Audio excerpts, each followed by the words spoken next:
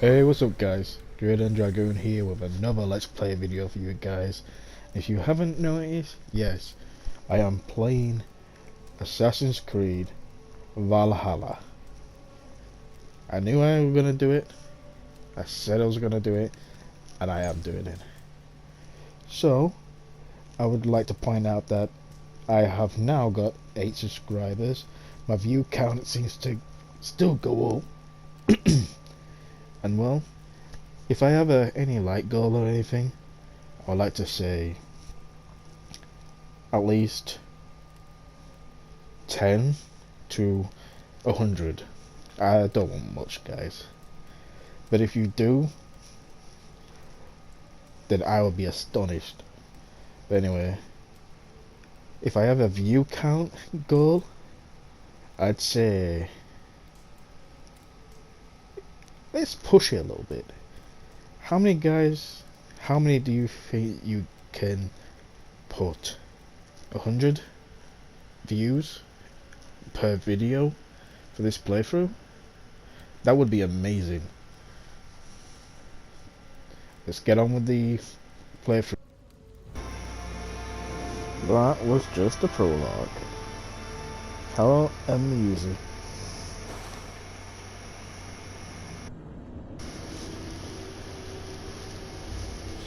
Now I want to know what she's looking for in this time period.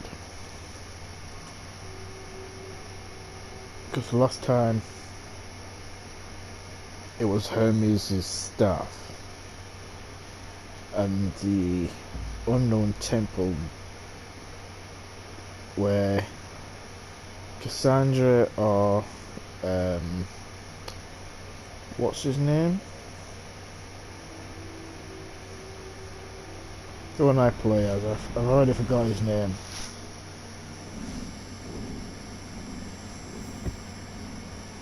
Will spend the remaining of his immortal life.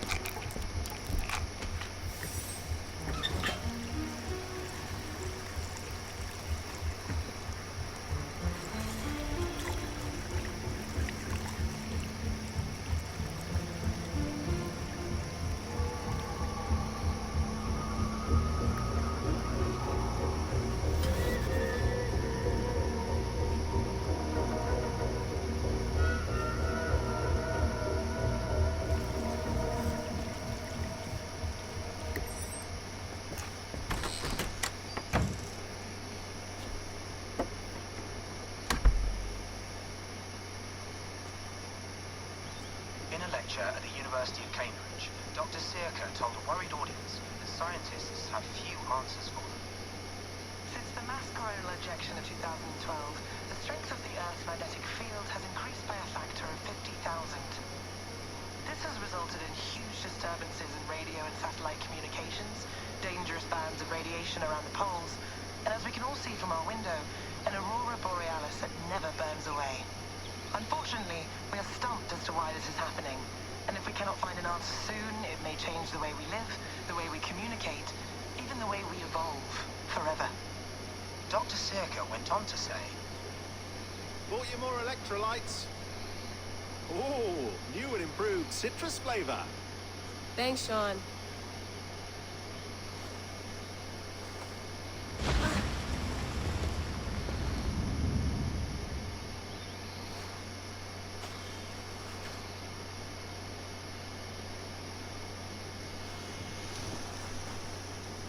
How do we fix this? How are you the key to everything?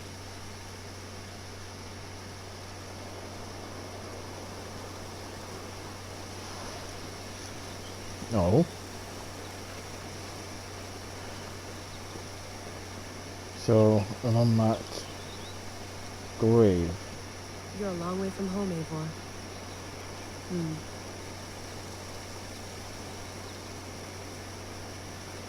That's Ava.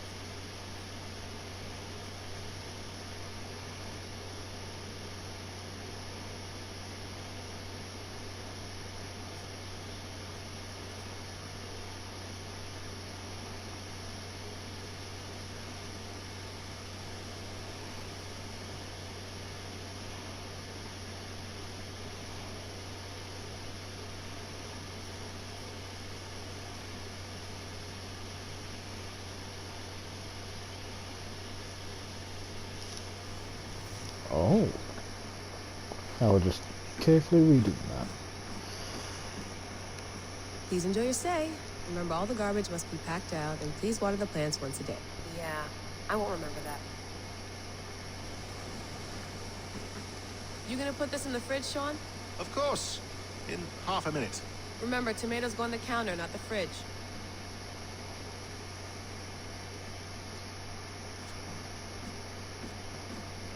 Sean, don't forget to water the plants while I'm under, okay? I'll add it to the calendar and tattoo it on my leg.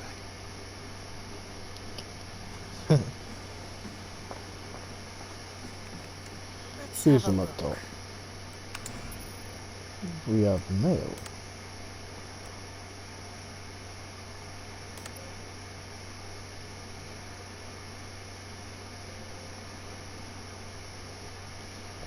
So this is 2 years ago. Well, 3 years now.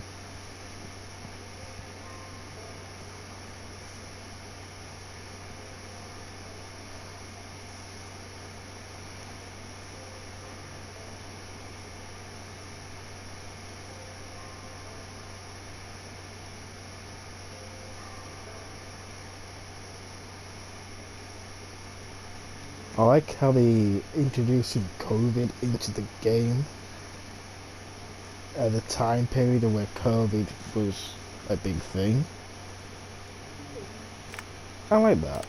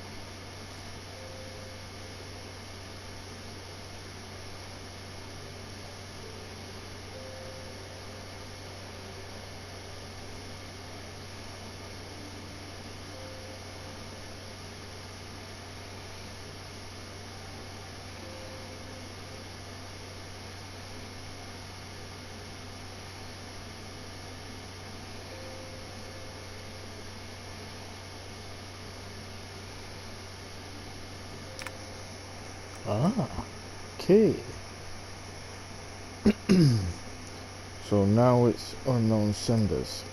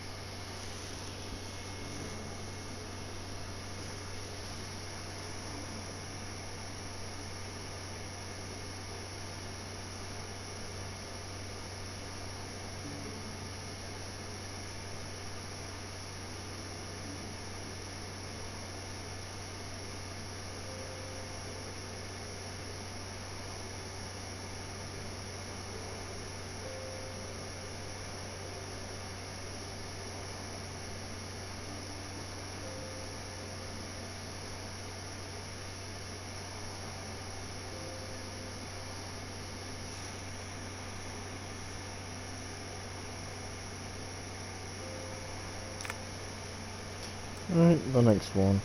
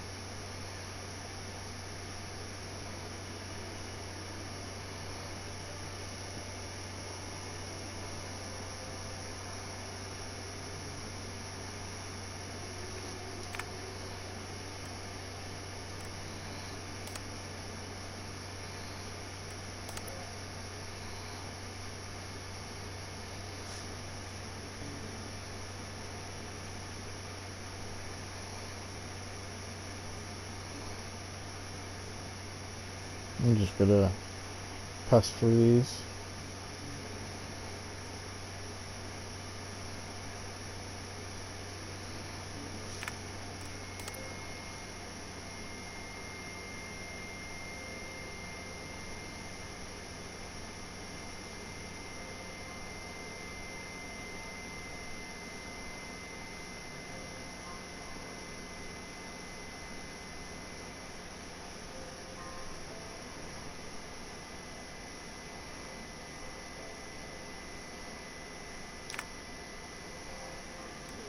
Media. I lived, I died, and now I sleep. And in my sleep I dream. And in my dreams I see an end to the doom that will grip the earth once again. Find the wolf-kissed. Find the mad one. Find me. And save us all from another death.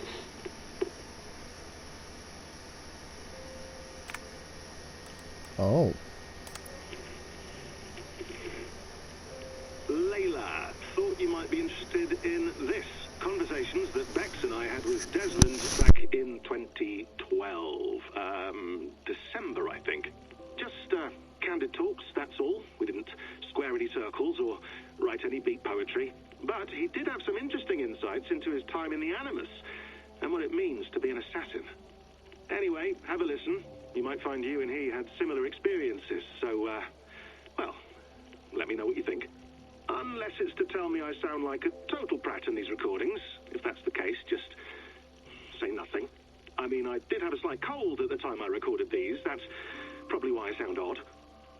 Anyway, okay, I'm done anyway, so turn off. Turn off. Oh, it's actually just a button. Sorry, here we go.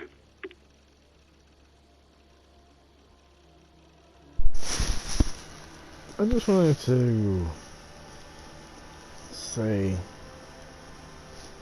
was he talking about, is this the guy that we're talking about?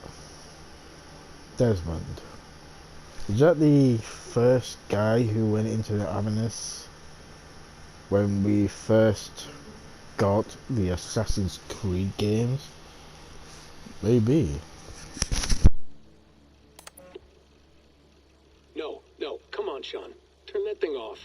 Oh, hold on. I like what you said there. I want to get this for posterity. Say it again, nice and loud.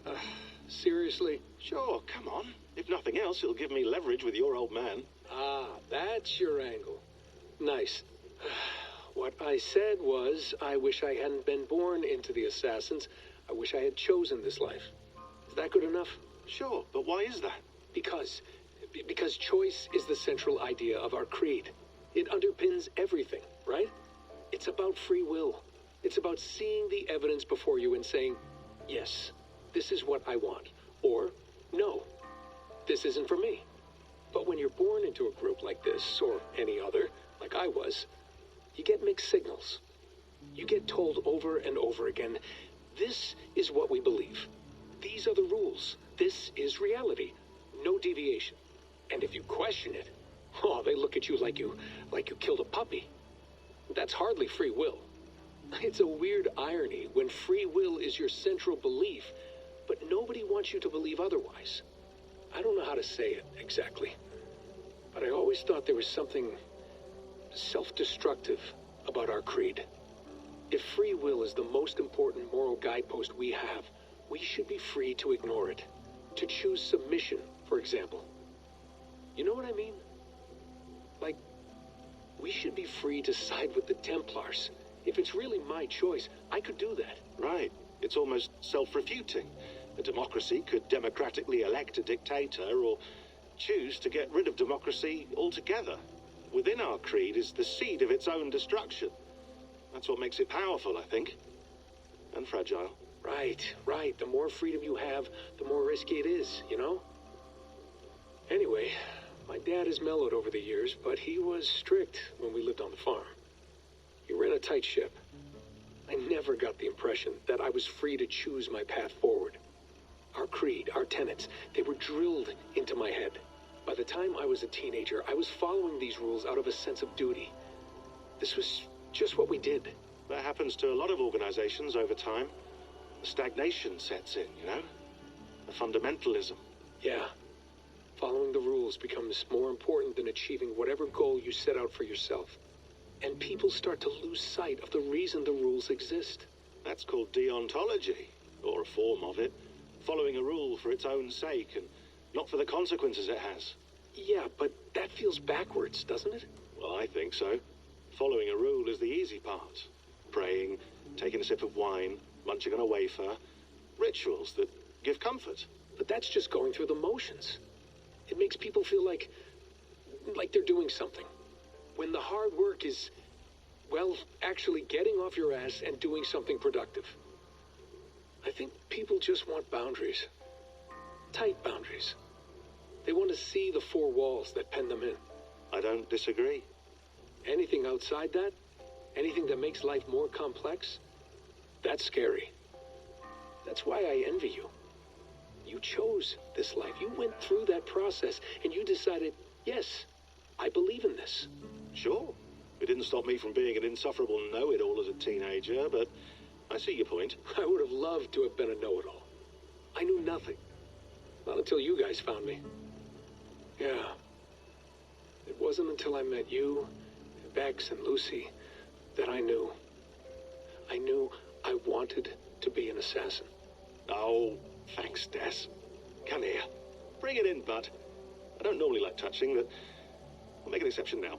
I am not hugging you. You sure? Because I smell very nice today. Can you just turn that off?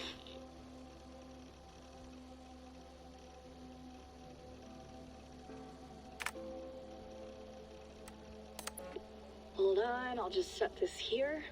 Do you guys record everything we talk about? Not everything, but you've been using the Animus so much, I thought this was a good chance to learn some things about prolonged exposure. So I'm your guinea pig. No, my guinea pigs are all dead. The Animus was too much for them to handle. Cute. Can I ask you about the bleeding effect? Any recent flashes? Any memories resurfacing? Yeah, the usual things. Ghost images of Altair and Ezio a few times a day. Nothing intrusive, just brief moments. They pass quickly, almost without me noticing. Like a figure in the corner of my eye. Or remembering a dream from the night before. I did have one extended hallucination a few days ago. It was Ezio. He was older, around the time he left Cappadocia. He was standing on the deck of a ship, alone. And through him, I could feel an intense regret or guilt.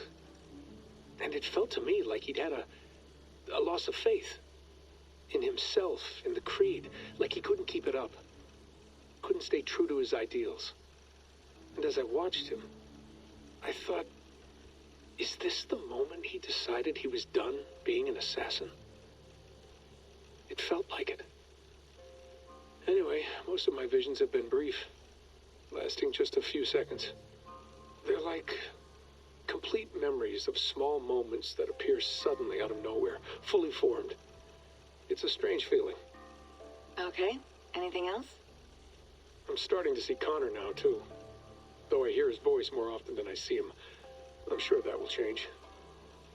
Oh, yeah, and yesterday, just before bed, I had a memory of being on a beach in the Caribbean with a bunch of sailors. Or maybe they were pirates. I don't know. No idea. Huh, we'll look into that. And how do you feel in general? In general? Well, I feel older, for one. Much older. And it's strangely comforting. I'm collecting the memories and skills and thoughts of so many people. I feel like I've lived a few hundred years or more. Is it possible that if I do this for too long, it'll push my own memories aside? That I'll be everyone but myself after a while? It's possible. That's called identity substitution. It's happened before, but it's rare. And someone with your background shouldn't need to worry. My background? You mean someone with my genes? My abilities? You have Isu DNA, and that lets you see things and do things and withstand traumas that other people can't. And I can suffer in ways that others can't. That's not something to be proud of. You mean the apple? Yeah. It has a pull, Bex. It tugs at my brain. It talks to me, teases me, drives me mad. And what I did to Lucy, God damn it. Nothing is worth the damage I did. The pain I caused. I know, but you're special. That's the point. I'm not special, Bex. I'm lucky. That's all. I understand. We're assassins.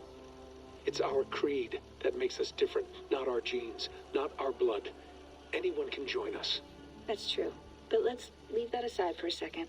What I want to know is, have you ever had any Isu memories resurface? Isu memories? I don't think so. I can't even begin to imagine what that would feel like. I think you'd know if you did. Maybe one day. We might be able to induce something. Jesus, let's fix the world first, okay? Before we start digging up my ancient ancestors. Deal. With my luck, I'll be related to some third-rate Isu like Sisyphus or something. Way to aim high, buddy. Hey, you gotta.